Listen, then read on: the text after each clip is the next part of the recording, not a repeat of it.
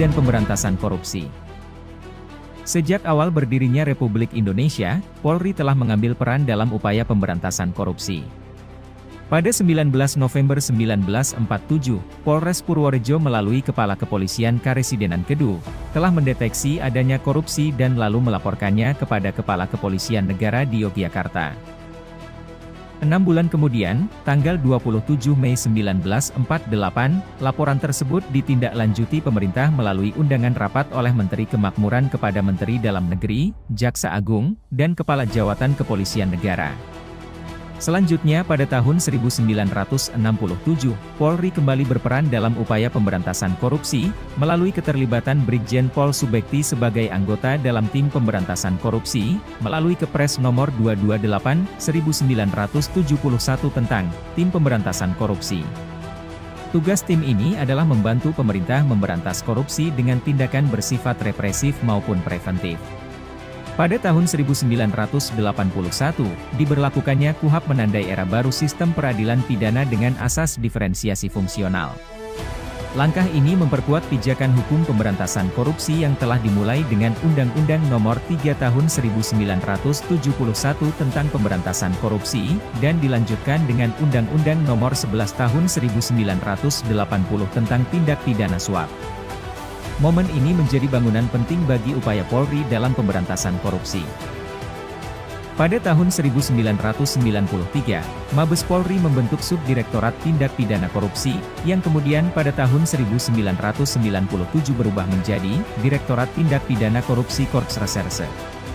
Pada tahun 1999, Undang-Undang Pemberantasan Tindak Pidana Korupsi diperbarui, melalui Undang-Undang Nomor 31 Tahun 1999 dan Undang-Undang Nomor 20 Tahun 2001. Hal ini diikuti dengan disahkannya Undang-Undang Nomor 2 Tahun 2002 tentang Polri, yang menegaskan posisi Polri sebagai penyidik tindak pidana, termasuk tindak pidana korupsi.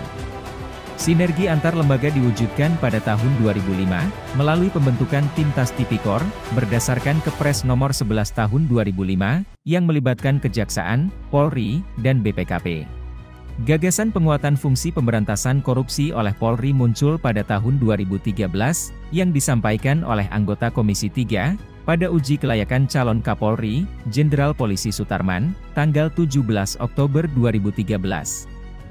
Hal yang sama beberapa kali dibahas, diantaranya pada bulan Januari tahun 2014, Komisi 3 meminta Kapolri untuk meningkatkan fungsi intelijen dalam perkara korupsi. Menindaklanjuti gagasan penguatan tersebut, pada tahun 2015, Direktur Tipidkor Bareskrim menyusun sebuah telaahan staf yang berisi evaluasi terhadap struktur, fungsi, dan sumber daya organisasi dalam rangka peningkatan efektivitas pemberantasan korupsi oleh Polri. Pada tanggal 23 Mei 2017, anggota fraksi Gerindra, Desmond Mahesa, menyampaikan usulan dari Komisi 3, yang mendorong Polri segera membentuk Densus Tipikor dengan dukungan anggaran dan kewenangan khusus.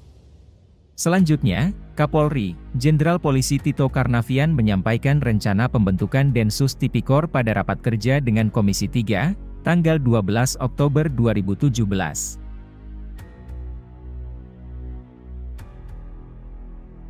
Berdasarkan arahan dari Kapolri, Direktur Tindak Pidana Korupsi bersama dengan Srena Polri membuat konsep penguatan fungsi pemberantasan korupsi yang dibutuhkan di tahun 2017.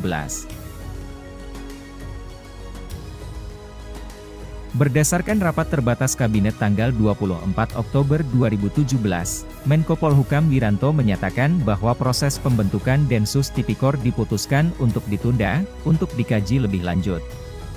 Pasca penundaan, Ditipidkor Bareskrim kembali melakukan kajian terhadap penguatan fungsi pemberantasan korupsi Polri, dengan nomenklatur baru, yaitu Kortas Tipidkor.